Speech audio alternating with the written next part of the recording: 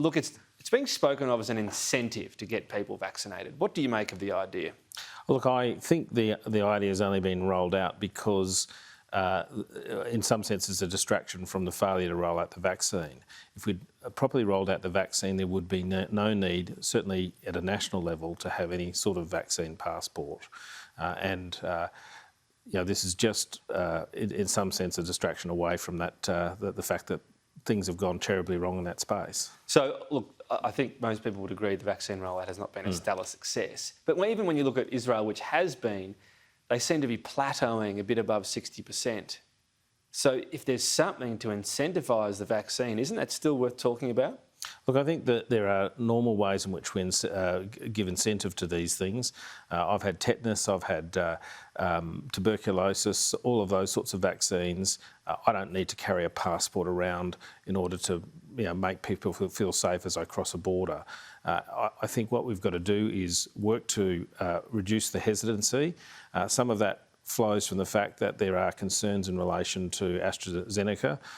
Some people are just genuinely worried about that. That may change as we get greater access to the Pfizer vaccine, but I don't think we really need, certainly at a national level, to have a vaccine passport. We've never had, though, really, a vaccine which we need such high take-up of. When you talk about some of those other vaccines, needing 85%-ish just to sort of have life as normal is a bit of a new thing. What sort of incentives do you think should be in place instead then?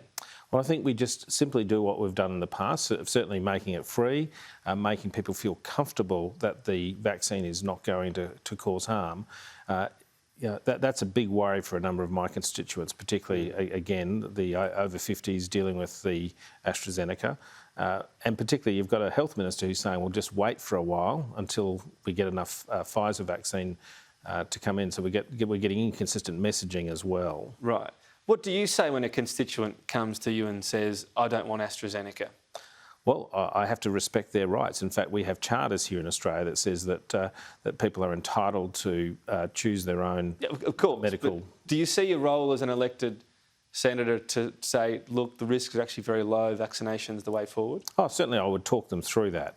My view is that I will certainly get the vaccine, the AstraZeneca vaccine. AstraZeneca, right. I'm not particularly worried about that, and I would certainly tell my constituents that. But even though you'll have the antibodies perhaps still coursing through you, one of our more famous positive cases, if I may refer to that. Yes, well, that factor has played in the back of my mind in terms of whether or not I need to get it before other people. But the reality is that I will get the vaccine at some point in time. Right. And once we get enough people that have signed on to this, have got the vaccine, I think all these issues of passports go away.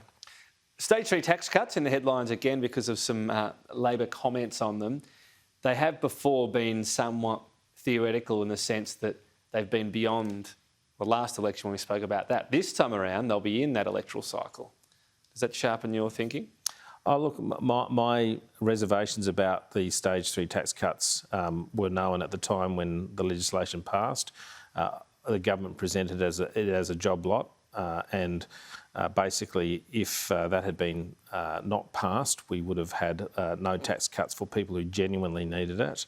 Look, one of the problems here is we've just had a big spending budget, and that spending is funded only by deficit. And what we should have been having is a visionary budget that looked at how we grow the economic pie, how we value add here in Australia, how we take lithium and turn it into batteries, how we take iron ore and turn it into steel.